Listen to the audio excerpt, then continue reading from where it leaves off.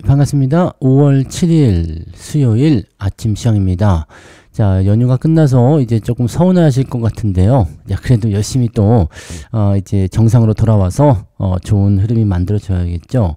자, 문제는 지난 주말에 미국 증시는 나쁘지 않았는데 연휴가 끝나고 딱 시장을 하려고 하니까 증시 상황이 별로 안 좋습니다. 다우지수가 마이너스 0.9%고요.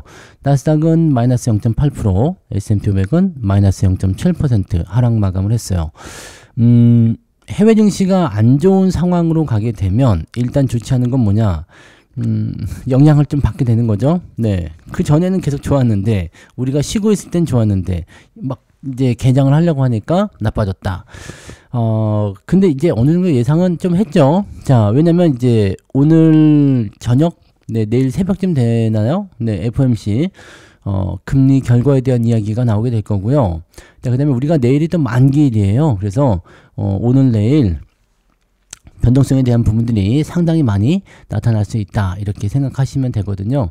그러니까 이번 주까지는 일단 우리가 어느 정도 이제 변화의 어떤 그 상황들을 좀 체크하면서 진행하는 것이 맞지 않을까 보여집니다. 자, 오늘 뉴스는 상당히 많은데요. 하나씩 좀 살펴보도록 할게요. 자, 뉴스 살펴보시면, 일단 뉴욕 증시가 왜 빠졌는지 한번 먼저 보도록 하자고요. 네, 뭐 나쁜 소식은 없어요. 나쁜 소식은 없는데 금리 결정 전날, 네, 금리 결정을 앞두고서 경계심이 조금 나왔다, 이렇게 볼 수 있는 내용이 되는 거죠. 관세 협상 불확실성이 이어지고 있는 가운데 금리 결정을 앞두고 일제 하락 마감을 했다라고 되어 있습니다. 시장은 연준이 기준 금리를 현행 4.25에서 4.5%로 동결할 것이다. 약 97% 정도, 네, 예상을 하고 있다고 합니다. 그러니까 3%의 어떤 변동성을 가지고서, 네, 그것이 이제 개선될 것인가? 그것은 확실하지 않죠. 그래서 금리 동결은 거의 확실시 되어 있는 것 같고요. 대신에 이제 파월 의장이 뭐라고 얘기하느냐? 네, 연준 의장의 발언에 주목하고 있다. 금리를 이번에는 동결하지만 다음에는 올릴 거야, 뭐 내릴 거야, 뭐 이런 식으로 얘기를 한다면 좀 다르게 되겠죠. 그래서 변동성에 대한 내용들을 어느 쪽으로 끌고 가느냐. 일단 파월의 입이 제일 중요하지 않을까 생각합니다.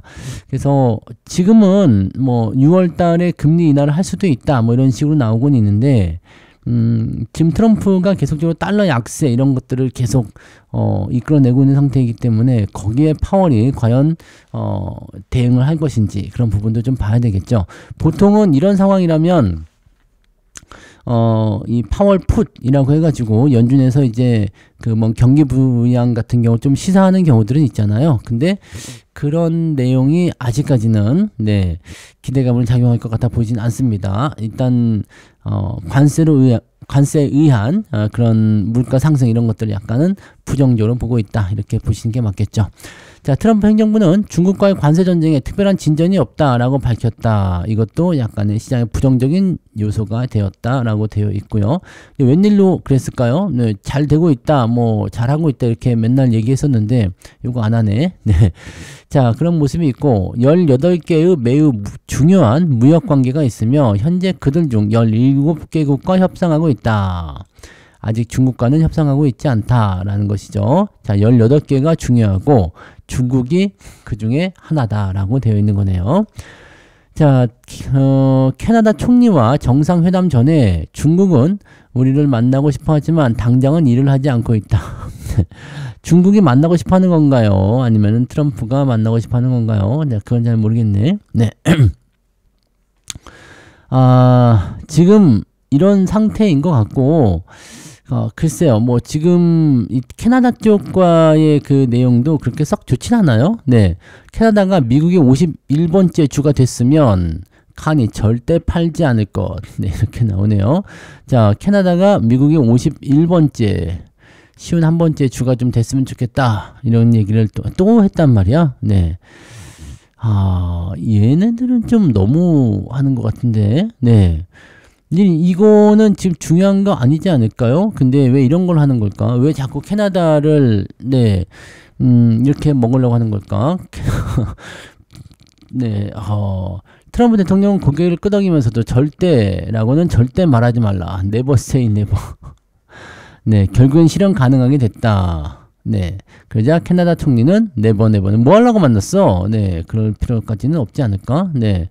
이 나라를 통째로 이렇게 하면 되겠습니까? 이거 지금 우리나라가 미국에 가가지고 트럼프한테 너희들이 우리의 네 9번째 도가 되어라 뭐 그런 거 아니 그런 거랑 지금 똑같은 거잖아요. 그러니까 이게 이 좀 애매한 네 그런 예의가 좀 없는 것 같아요. 네.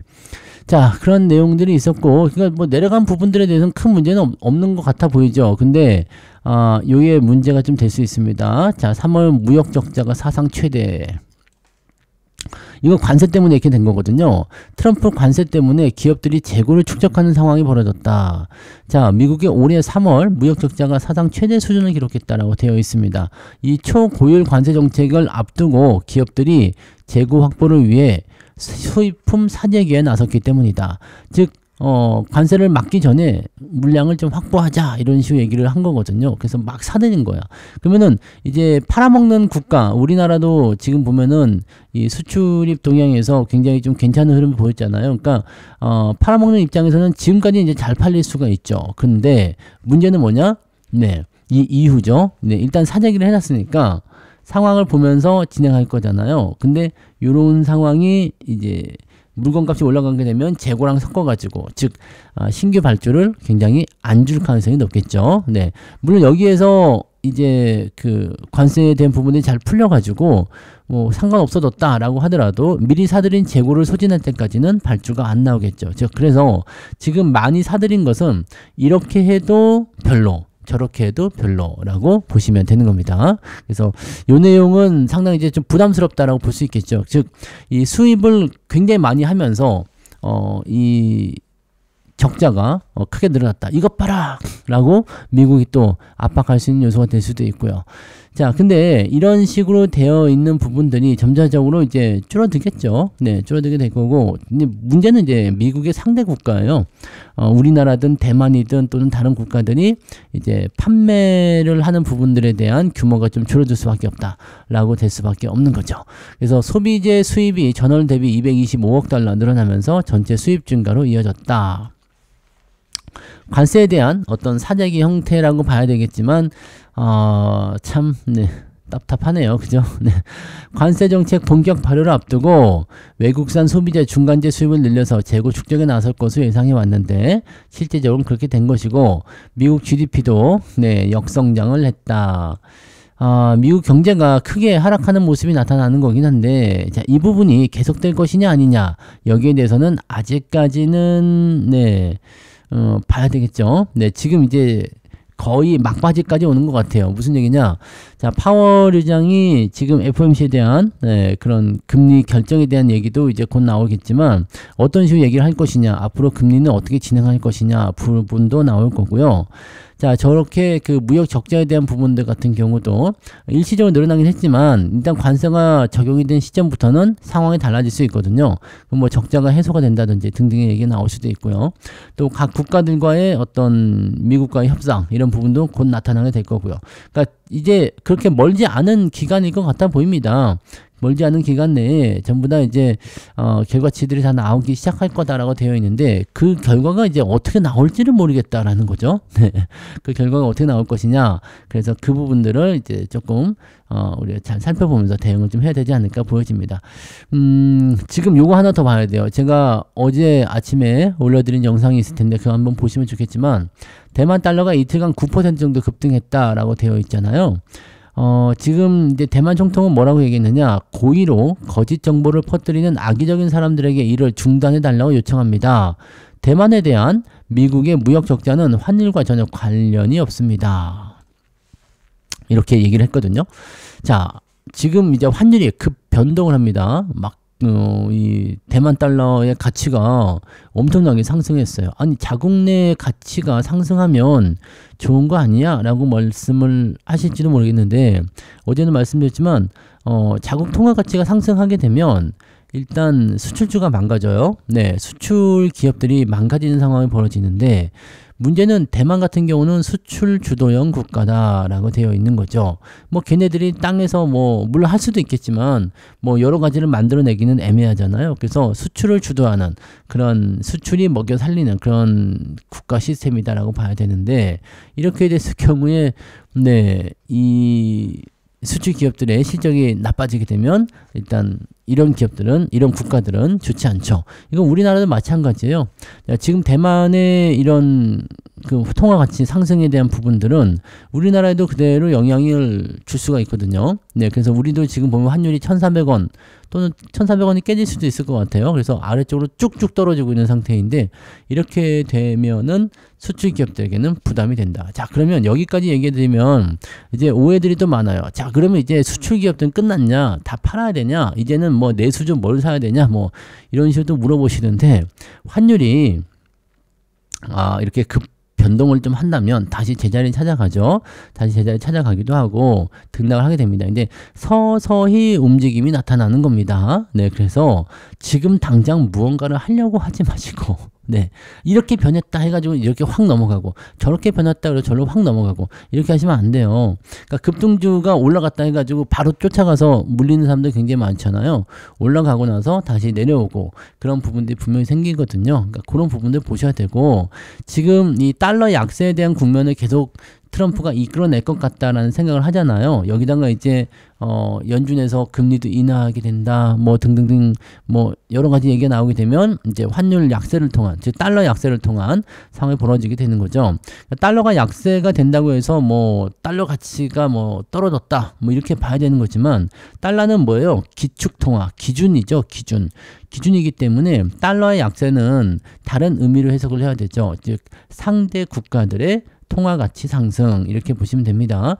그래서 대만 달러의 가치가 올라가고 뭐 이런 부분이 나오는 거잖아요. 그러니까 이렇게 되면은 상대적으로 이제 미국 기업들 같은 경우는 수출하기가 쉬워지게 되고 그러면 관세에서부터 조금 더 챙겨 먹을 수 있는 부분이 생긴다라는 거가 되는 겁니다. 그러니까 이렇게 되면은 왜 안 좋으냐면 얘네들은 일단 문제가 달러에 대한 그런 그 변화율이 굉장히 심하게 나타났을 때, 뭐 아까도 말씀드렸지만 그 수출과 관련된 그런 내용들이 잡혀 있다라고 보시면 되죠. 그리고 홍콩, 중국 다 그럴 것이다 이런 얘기들. 이게 예전에 그 일본의 프라자 합의 다 아시죠? 그때 미국이 엔화 가치를 완전히 평가 절상 한 방에 때리면서 그러면 좋은 거 아니에요? 라고 할 수 있겠지만 수출에 대한 부분들 타격을 받습니다. 하지만 이 자국 내 통화 가치가 증가를 하게 되면 가치가 상승하게 되면 이거 자체만으로는 나쁘지 않습니다. 왜냐면 외국계 자본들 많이 들어오게 되거든요. 그래서 자산 가치가 상승하게 되는 형태, 지금 뭐 자산주라든지 뭐 내수, 일본이 내수 경기가 그때 굉장히 좋았죠. 그리고 나서 무슨 일이 벌어지느냐? 이것에 젖어들게 되면은 이제 거기에서부터 문제가 생기는 거죠. 뭐 실제적으로는 좋아지지 않고 있는데 그냥 내부적으로 괜찮은 듯한 느낌들 이렇게 보여지는 거라고 보시면 됩니다. 자, 쉽게 얘기하면 이제 회사가 이제 외부로 물건을 팔지 못해요. 팔지 못하는데 이 내부적으로는 뭐 직원들한테 보너스 좀 나눠주고 막 계속 복지에 더 신경 쓰고 막 이런 부분이 우리 회사 정말 좋아요. 그러다가 어느 순간 회사가 문 닫아버리는 뭐 그런 상태로 갈 수도 있는 거죠. 그러니까 뭐 다양하게 여러분들이 체크를 좀 하셔야 되는 거지만 일단 이 달러 약세를 통해서 이런 모습들을 만들어내게 되고 미국이 이제 관세에 대한 내용들을 이제 다른 국가들과 타협점을 좀 찾아야 될 거 아니에요. 관세를 계속 밀고 나가기가 좀 어려워진 상태가 됐어요. 왜냐면 뭐랄까요, 미국에 대한 어떤 반발 이런 것도 굉장히 심하잖아요. 그래서 알았어, 관세에 대해서 조금 낮춰줄게, 관세를 조금 부담을 줄여줄게, 이런 식으로 얘기가 나올 수밖에 없다는 얘기예요. 자, 일단 뭐 이것도 해보고 저것도 해보고 다 해봤는데 지금 당장은 그렇지 않은 것 같아요. 그럼 관세를 조금 낮춰주는 척하면서 달러 약세를 이끌어내게 되면 결과적으로는 어떤 효과? 관세를 올린 효과나 똑같다라고 되어 있는 거죠. 미국 입장에서도 여러 가지를 지금 다 써먹고 있는 것 같은데 결과적으로는 이제 다른 나라와 마찰을 좀 피하면서 그죠? 달러 약세를 이끌어내게 되면 미국이 이제 수출 쪽에서 뭔가 수혜를 좀 받을 수 있다. 근데 문제는 바로 그거 아니겠습니까? 기축통화인데 이렇게 되면 달러의 신뢰도가 또 떨어지죠. 그러니까 달러 약세를 이끌어야 되는데 또 달러 강세도 이끌어야 되는 거고 막 그렇게 복잡스러울 거라 생각합니다. 근데 이거는 제가 예전에 한번 2달 전인가 말씀드렸던 것 같아요. 이제 트럼프가 달러 약세를 원하는 이유는 이런 부분들이 있었다라는 거가 있었죠. 자, 그 부분. 자, 그 다음에 속보로 나온 게 있네요. 인도, 파키스탄에 대한 미사일 공격, 파키스탄 미사일 보복. 야, 이거 참나. 자, 인도가 테러로 촉발된 긴장 가운데 파키스탄을 겨냥한 미사일 공격을 단행했다라고 AP와 로이터 통신 등이 보도를 했다. 아휴. 얘네들 일단 이렇게 전쟁이 나오게 되면 이거 좋지 않아요. 네, 좋지 않은 상황이고 당연한 거죠. 좋지 않고 문제가 좀 되는데 이러지 않아야 되는데 네, 골치 아프네요. 네, 얘네들 지금 이렇게 전쟁이 나오게 되면 핵 보유국인 인도와 파키스탄의 긴장감은 최고조에 달했다. 바로 이겁니다. 네. 핵을 가지고 싸울 수 있다는 거. 지금 이제 핵에 대한 이야기 계속 나오죠. 러시아와 우크라이나 전쟁 때도 핵 무기에 대한 얘기 나왔었고, 이란 지금 압박하면서 또 핵 시설 뭐 어쩌고저쩌고 얘기 나왔죠. 자, 그 다음에 또 뭐였어요? 네, 파키스탄, 네, 인도, 네, 핵. 아, 이거 골치 아픕니다. 그죠? 자, 이런 거 나오면 좋지 않다라는 거 굉장히 중요한 건데, 이런 부분들이 좀, 네. 잘 좀 풀이가 좀 됐으면 좋겠습니다. 네, 그런 부분들이 좀 있었고, 자, 그리고 뭐 특이사항은 따로 없어 보이는 것 같아 보이는데, 그죠? 네, 그런 거 없어 보이는데, 요거 한번 봐야 되겠다. 요거, 네, 체코 법원 한수원 원전 계약 제동. 다시, 네, 원래 오늘 서명식 하기로 했는데 이게 무산이 됐네요. 자, 프랑스 EDF 제기 소송 판결까지 계약 금지 가처분. 야, 이거는 또 어떻게 되는 거야? 네. 와, 이거 되게 어렵다. 그죠? 이제 원전 관련주들이 급락을 할 수가 있겠는데, 이렇게 되면, 네. 급락이 되겠죠? 지난번에 우리가 한전기술을 급등했을 때 팔기는 했는데, 원전 관련주들은 이렇게 하면 또 급락이 일어날 수가 있어서 약간 네, 주의를 좀 해야 될 것 같아 보이네요. 네, 단기간에 주가 하락이 일어날 수 있겠다. 자, 로이터 등 외신에 따르면 체코 브루노 지방법원은 네, 두코바니 원전 2기 건설 사업 입찰에서 경쟁에서 탈락한 EDF가 제기한 소송 본안 판결이 나올 때까지는 네, 최종 계약 서명을 금지하는 가처분 결정을 내렸다. 계약이 체결된다면 프랑스 입찰 경쟁자가 법원에서 유리한 판결을 받더라도 공공계약을 따낼 기회를 잃게 된다. 아, 그렇군요. 그래서 이거는 지금 일단 법원에서 최종 판결이 나올 때까지 일단 멈춰라 이런 얘기네요. 그 수년에 한 번 있을까 말까한 대형 네, 사업이기 때문에 만약에 법원에서 최종 판결이 이 프랑스 쪽으로 기울어서 나왔다라고 했을 때 만약에 계약 체결하거나 진행해버리면 얘네들은 네, 계약을 따낼 기회를 잃게 된다. 그러니까 하지 말아달라. 그러니까 이렇게 보는 거죠. 자, 한수원은 이미 이제 최종 기각을 하면서 네, 기각을 하면서 이제 사법 리스크가 사실상 해소된 것으로 판단해서 서명식 일정까지 잡았는데 요거는 아직 아니다. 네, 아직 아니다. 그러면 이제 이거 어떻게 되는 거예요? 네, 다시 법원의 판결에 좌우되는 일정 법률 리스크를 안게 되었다. 아, 복잡하다. 그죠? 하겠다는 거야. 말겠다는 거야. 뭐 이렇게 나오는 거네. 지난번에 이제 반독점 사무소에서 최종적 기각을 했었는데, 불복을 해서 지방법원에다가 이 반독점 사무소의 처분을 취소해달라고 다시 행정소송을 제기한 거군요. 그치. 이게 돈이 한두 푼 하는 게 아니니까 그렇게 했을 것 같다 보여지긴 하네요. 그래서 요렇게 되면은 그죠? 이렇게 되면은 일단 계약이 보류가 되면서 문제점이 좀 생길 수가 있겠네요. 뭐 이게 나쁜 상황은 아니긴 하죠. 법원에서 어떻게 보느냐에 따라 나타날 부분이긴 한데 계약이 일단은 지연될 것이다 라고 전망이 되는 거죠. 그래서 이 상태가 된다라면은 네, 다시 돌아와야죠. 다시 돌아와야 되겠는데,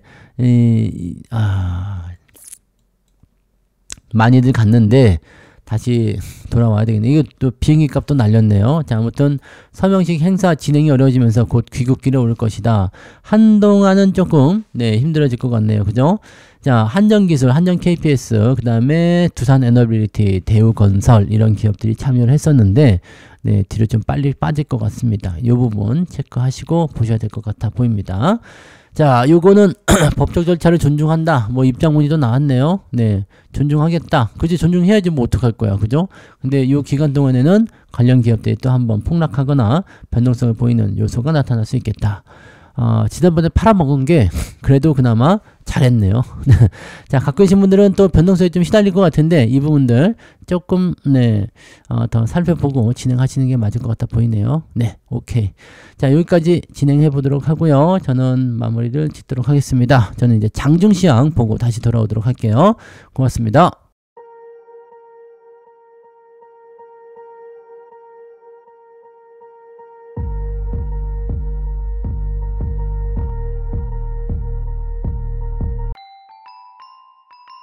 본 방송에서 제공되는 모든 정보는 투자 판단의 참고 자료이며 투자의 최종 책임은 본 방송을 이용하는 본인에게 있습니다.